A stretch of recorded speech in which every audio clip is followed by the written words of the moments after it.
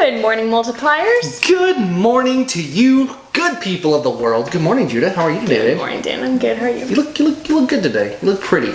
You know what also, Judah, though? I look pretty? Thank you. Thank you. You know, guys, it is Friday morning, end of the week, looking for something this weekend, and as always, we are here with a review just for you. That's right, just for you. Judah, what are we reviewing today? XMEN Apocalypse. XMEN Apocalypse. So this movie is the third installment in this new first-class pre-old X-Men movies. And I tell you what, actually, Jude, I tell you what, these movies just keep getting more interesting to me. I do. I was not a huge fan of First Class, but this one really took a whole new. It just really it brought me in deeper than any of. I liked the last one, but this one definitely even better. But it takes an interesting premise. What was going on as gist of the movie? There was this guy that was like the very first mutant. Yeah, and so he arose. Yeah, you're right. Yeah. There was one of the first mutants. He comes back somehow, well, no spoilers, and wreaks havoc and tries to attempt to bring the apocalypse basically on the world. And you know what? It really was an intriguing. He was one of the best villains I've probably seen in a while. I mean, what I mean is like.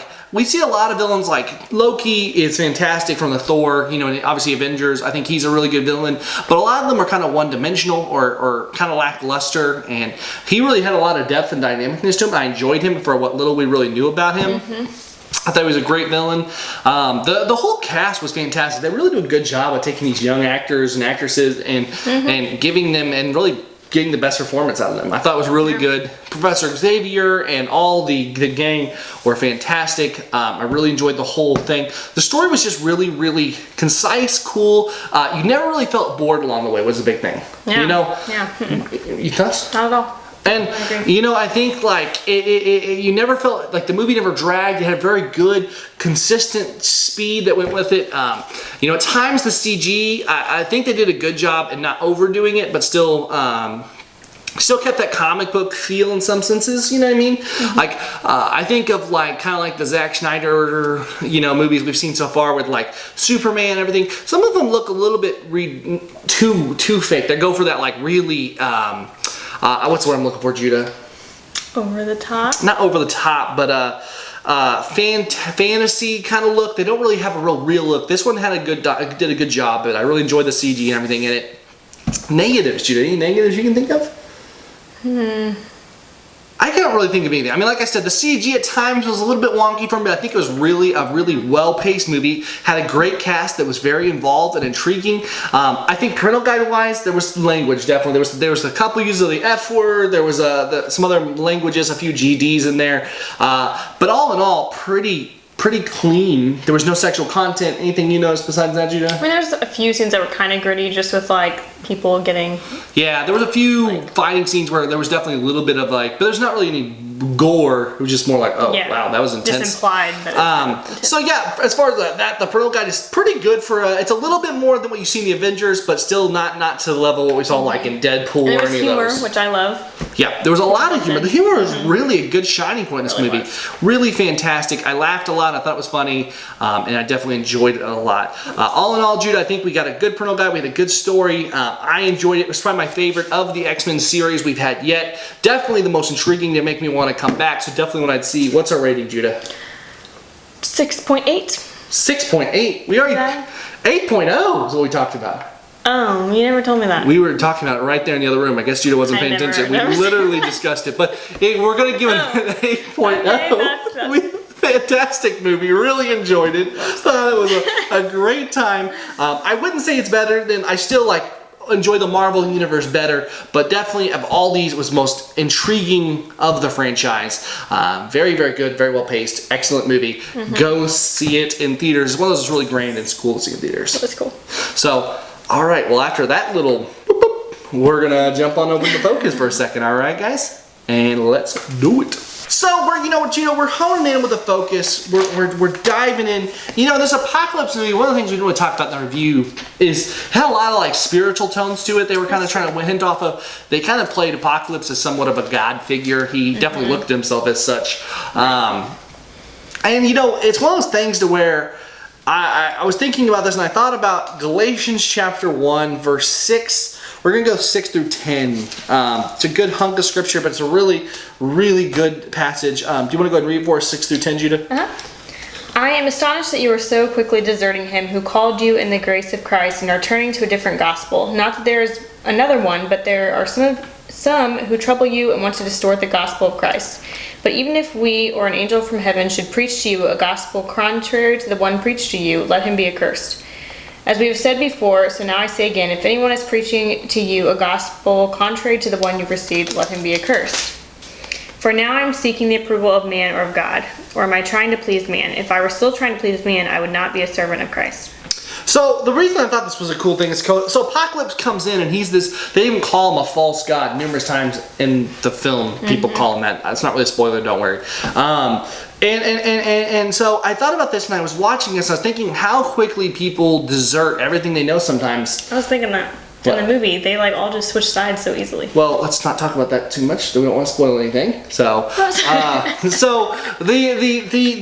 agree. There was a lot of just this whole thing where people would people just in today's world are so flighty back and forth between them. You know what I mean? They don't stick. You know, and Paul says here, he says, I'm astonished that you so quickly are deserting him who called you in the grace of Christ to turning to a different gospel. You know, we find ourselves so often we are kind of like stuck in the middle. We're between what God's actually calling us to do and what we want to do. And then people, as it talks about in Timothy, we've talked about before, that people acquire for themselves teachers who say what their ears are itching to hear. Stuff like that. And it's,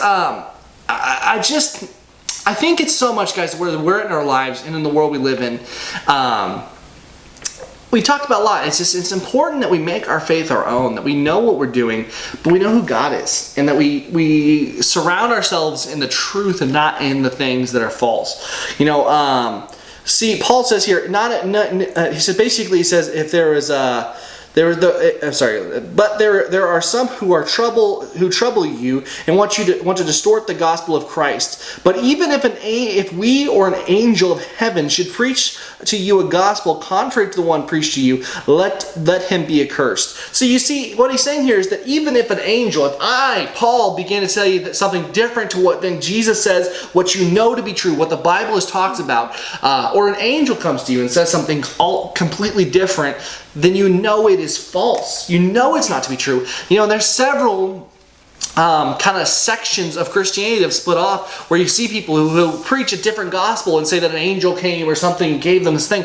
But if it's different than this right here, we know it's not true. The core, the foundation of faith. But you say to yourself, okay, that's cool. I get what you're saying. But the thing is, guys, here's the pivotal part.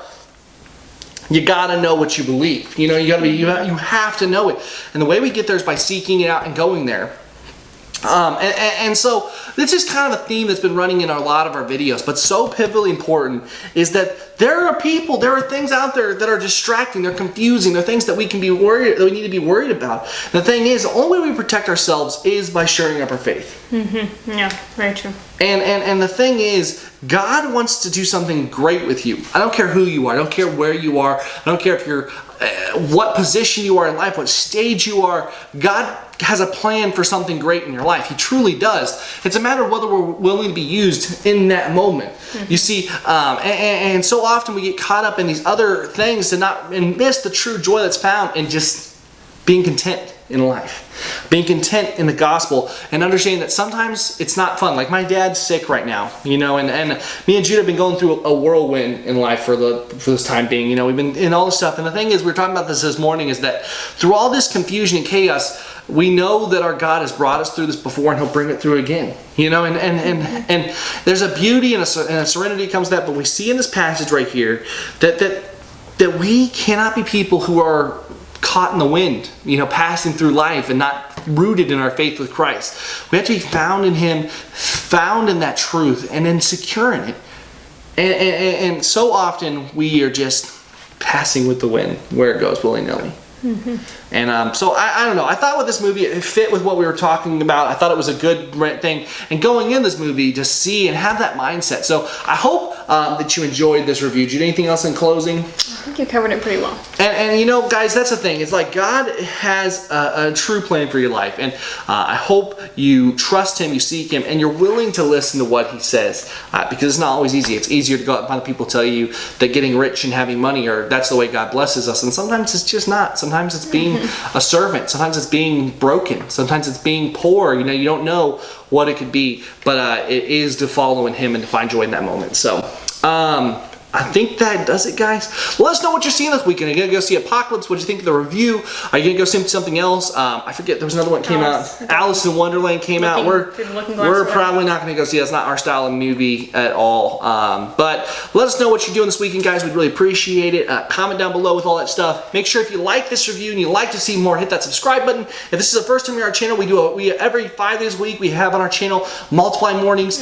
We talk about all sorts of crazy stuff, have fun games, everything else. So make sure you check it out and hit that subscribe button, guys. And as always, I am Dan. And I'm Judah. God bless. And we will see you next time. Bye-bye.